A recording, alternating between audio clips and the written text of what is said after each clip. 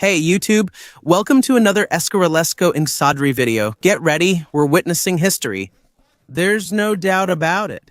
It's the penultimate round of the Grand Swiss, which grants 2 spots for the candidates tournament. Everyone is wondering who the 2 players in the planet's biggest tournament will be. Now, before we get to the headline that might knock many out of their chairs, let's get an update.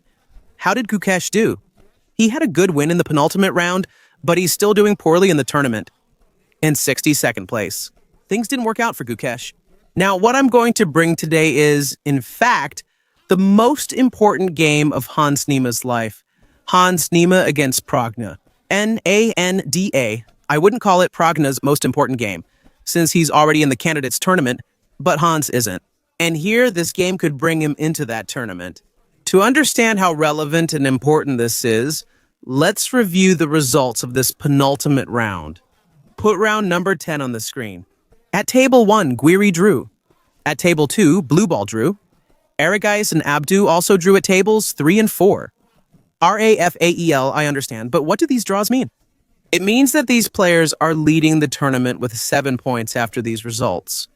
But Hans against Pragna in this penultimate round, both of them have 6 points here, so whoever wins this game will also join the group with 7 points. They all end up tied there. And in the last round, whoever wins could get the spot in the candidates. You can see that this is, in fact, the most important game of Hans Niema's life. There's no doubt about it. The Americans packed the Fédération Internationale des Échecs livestream following the historic game. What are we going to see now? Can Hans Niema make it to the last round with a chance at the candidates? That's what you're going to see in detail with the images and all the drama. But I'm warning you, hold on to your seat. Get your popcorn ready, let's get to the action. And what about the history of chess now? And with the white pieces. Hans Niema in the game of his life against Pragnananda. And look, Hans dropped the bomb. Bob Fischer's favorite quadrino. Wow, he's going to face a classic Sicilian from Pragnananda. Now notice that Hans didn't open the Sicilian, he plays an anti-Sicilian, the famous Rosolimo. And what does that mean, Raphael? That Hans, he doesn't want a theoretical battle. In this important game, he wants to play calculated chess using his own ideas. The Rosolimo has some theory, but less than the open Sicilian. Now, Prana knows this. He plays the fianchetto here on the king side. It's natural. The fianchetto comes. Rook to e1, planning to move the bishop from f1, very typical. And at this moment, Pragna plays the first spicy move of the game, knight to d4. Notice that this move isn't new, but it is rare. This idea is very rarely used in this type of position. It's an interesting move, and Pragna is using it in such an important and relevant game in the tournament. Now Hans, he exchanged, and after the recapture, there was already a question. Why did Pragnananda break his own structure? What is he aiming for? He's saying that Hans doesn't have the natural square to develop his knight, so he's playing against Nieman's development. Notice that Niemann tried to provoke. He plays the move c3 saying, I break up your structure, but I gain this square for my knight and develop. Pragna said, no, I don't want you to develop. Stay stuck there with your pawn on c3 because I'm not going to take it. And at that moment, which is the most important moment of the opening phase of the game, Hans plays knight to a3. This can't go unnoticed. This move is number 3 according to the engine, but it's a new move. This move has never been played in the history of chess. And the world wonders why Hans plays a new move like this in the most important game. Is it some kind of preparation? And here's a question, because Hans spent 10 minutes to make this move, which makes it seem like he calculated it himself. But sometimes it's just acting. High-level players do this. They spend time pretending they're calculating, but deep down, it's all computer preparation. We don't know if that's good or not. Pragna played move a6 Niemann, then returned the bishop to f1, a normal move. Knight to e7 was Pragnanando's move. Now we need to see Niemann's plan for the knight on a3. At this point, the idea is clear. Niemann captures on d4. Xia, what is he saying? Look, when you recapture, my knight comes to c2, gaining a tempo on your bishop. So the one who's going to lose a tempo here is Pragnanando. Pragna said, no, I'm not taking it. I castle and keep developing. Because that pawn will fall eventually. Now you have the doubled pawn, but it's still an extra pawn. So it's an extra pawn for Niemann, but it's doubled. Niemann said, now you can't take this pawn anymore. The knight on a3 aims to protect the d4 pawn. Pragna moves it to c6, predicting the pawn's loss. Watch what happens next. Niemann said, "There's an extra pawn in the center. It moves." That's the subtle move. So it could actually be preparation, but Niemann is always spending time on the clock. Now the capture happened here, the knight comes to d4, and what Pragna argues is that you still have doubled pawns, and d5 advanced a bit, but it's still going to end up falling. It's very weak. And Niemann, at this moment, he plays the move d3, and now he focuses on developing. He can't fall behind. He opens the bishop on the d6 diagonal, and Pragna opens his bishop too. Things are heating up. Now he exchanges on d4, trades bishops, and the position stays tense. Where? Niemann has an extra pawn, but it's doubled there in the center. Queen to e2 is a very technical move. What's the idea? Defend b2 so the bishop can get into the game without hanging that little pawn. Bishop to d7 was played, a natural developing move by Pragna. Now Hans wants to trade. Why? The strategy is from Capablanca. If Hans Niemann has an extra pawn, trading everything favors him. In this endgame, Niemann would have the material advantage. Pragna said, "I'll bring the rook into the game, pinning your bishop." Look, the bishop is pinned. Hans escapes the pin and now threatens to take the bishop on d4. Pragna responds with queen to f6. And here we're going to get into the details of the complexity of this position. Both players had used about 40 minutes on the clock. 37 for Niemann Pragna. He's saying, "You take it, I'll recapture, then my queen takes your weak pawn, keeping material even. I'm well developed." And there's also a threat to the pawn on b2. At this moment, Niemann played the engine move, rook from a to c1, leaving the pawn on b2. Look at the footage to see the moment Hans makes this move. It's a subtle move, it's a tactical move, but it also has strategic depth. As we'll see, Pragna here didn't take the pawn on b2, he also played for control of the file. Raphael, why? I don't get it. Why didn't he take on b2? It looks like a great move, look, attacking the rook. Hans's idea is dynamic. He plays rook to c7 here, attacks the bishop, and threatens the pawn on b7. Now see that things don't end that simply. If you go deeper into this line, black can still defend the bishop since you can't take on b7. Otherwise, you fall into a nasty trap with a knife and lose everything. But consider Hans's plan when he moved the rook from a to c1. Here you take d4 and here you're lost as black, because now the bishop is trapped and the pawn is falling and everything fell apart. Look, what a deep and interesting idea. He played Nima when he moved the rook to c1. Now Pragna saw it. Hey, he wasn't born yesterday, he's starting the fight for that file. And Hans here plays the move rook to c4, and again, it's subtle. Notice that he keeps giving up the pawn on b2, but Hans's idea is deeper. He wants to hold the d4 square. Also, if you trade the pawn on d5, it remains alive and defended at the end of the variation. At this moment, Pragna took on e3. Raphael gives up chess for good and never comes back. Why didn't Pragna take here? Now, let's get into the details. What kind of move was Nima's rook to c4? Look, Nima's idea was to play bishop to g5. Look at that move.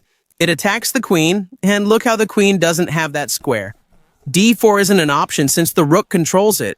To keep defending the bishop, move the queen back to g7. And here, Nima trades back, and plays the move d4 again. It's incredible. He takes the same line differently by threatening the bishop. You're trapped, forced to defend the bishop on its last square, and you still end up in the same losing position as before. Rook c7 attacks the bishop, and b7 leaving you completely lost. See what a complex game. Nima played rook c4. Pragna noticed, dodged again, and exchanged on e3. The potion is drying up, which could be bad since after the recapture, Nima still has an extra pawn. That pawn on d5 queen f5 was played by Pragna, and now Pragna said, "This fun is over, I'm going to get my pawn back and everything's fine." Nima said, "You'll take the pawn on d5, but at what cost?" Nima plays g3 saying, "Taking it gives me a tempo on your queen. And I keep an eye on the pawn on b7, and it could be that Nima keeps the extra pawn." Pragna called the bluff, he took it, and Nima played the direct line, which is bishop. g2 attacks the queen. Attacks b7, but Pragna said, "Well, here I defend everything. I defend the queen. I defend b7, and nothing happens." And here comes the next bomb, rook to b4. Look at that move. He threatens the rook and also the little pawn on b7. Will Nima keep the pawn? Time was running out.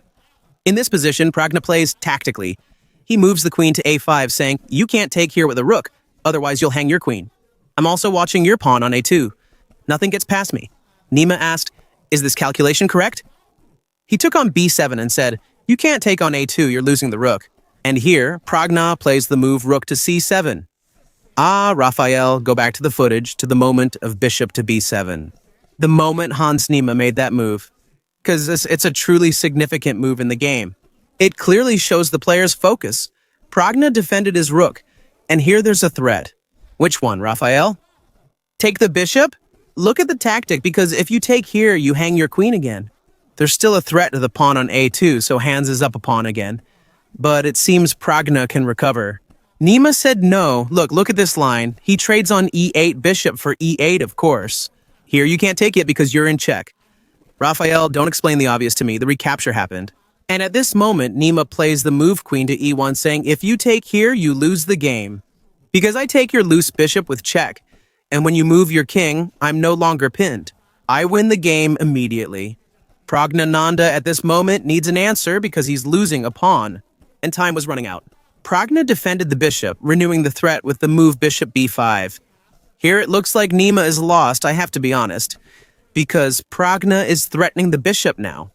Look how he cut off the rook's connection on b7, threatens to take on d3, and threatens to take on a2. And here Pragna is saying he's going to get the pawn back, and maybe with interest. But with 1 minute on the clock, Nima found the brilliant move, which is bishop to d5. What a move. Playing here can't go unnoticed. Nima defends both the a2 and d3 pawns. It may not seem obvious, but he is indeed defending them. So much so that Prana played king g7 Raphael. That's not possible. Ah, the game. Why didn't Prana take here? Because Nima defended. Bishop d5 defends here.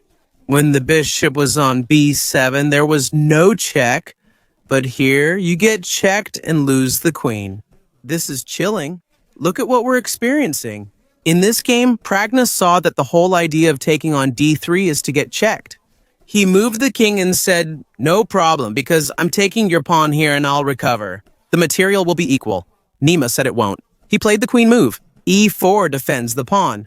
Defended on a2 and also defends the rook as a bonus. See what happens now.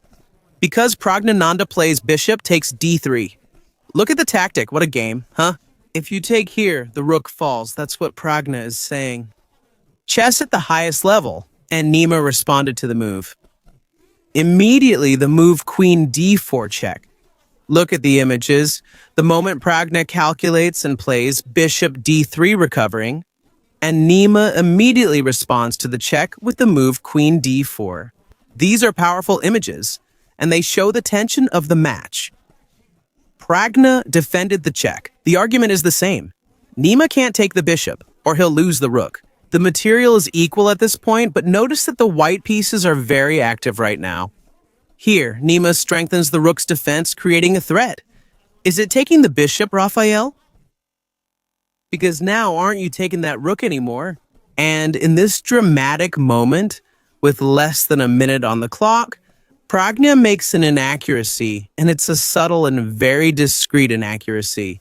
Raphael, do you think Nima is going to win this thing? Notice that here we're going to go a little deeper into the analysis at this moment.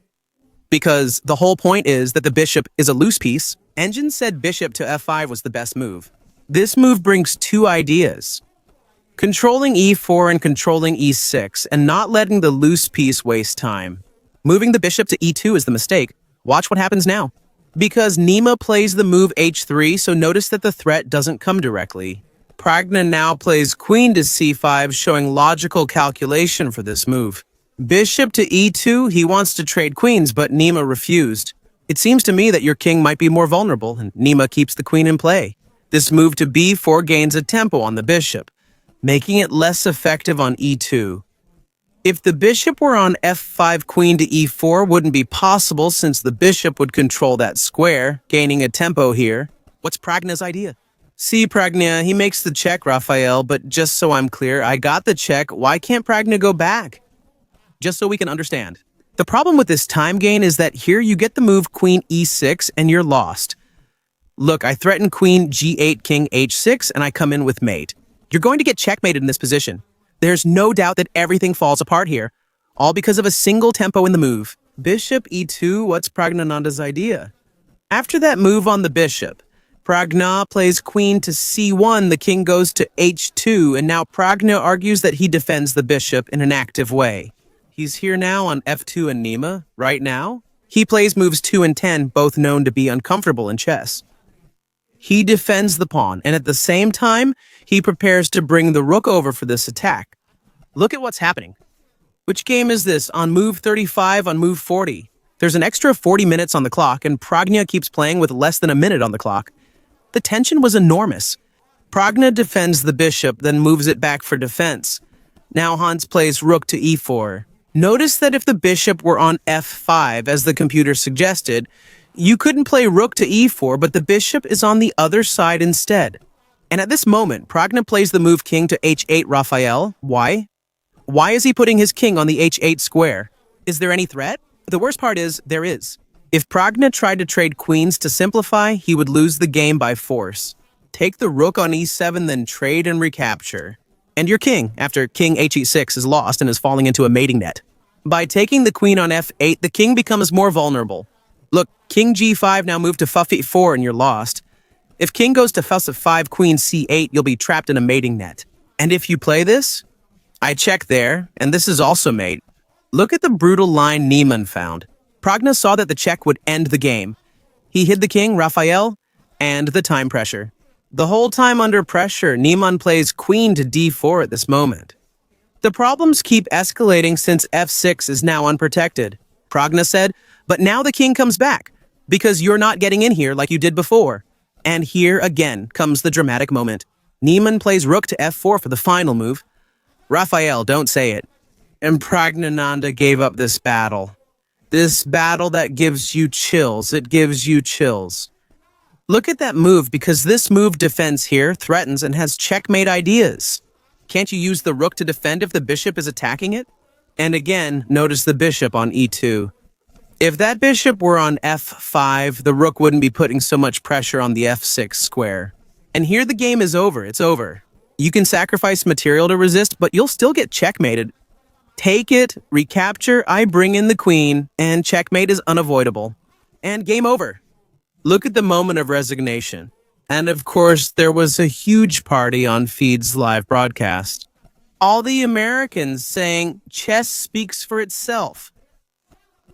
And arguing that, in fact, Niemann could enter the candidates and be the next world champion. Rita on air, the precision of this game, completely insane, brutal. Notice that Niemann played like a machine. Pragna made a serious mistake with bishop e2, which ultimately cost the game. Results on air, let's go to the last round. Blue ball leads, Firuja, Hans Niemann, Giri, Vincent Kammer, all tied with 7 points. And the last round, round 11, is coming up. Out of these 5 players, only 2 will go to the candidates tournament. It's the most important round in the chess world. Right now, let's follow it in detail. If you enjoyed the summary of the analysis, don't forget to like and see you in the next videos.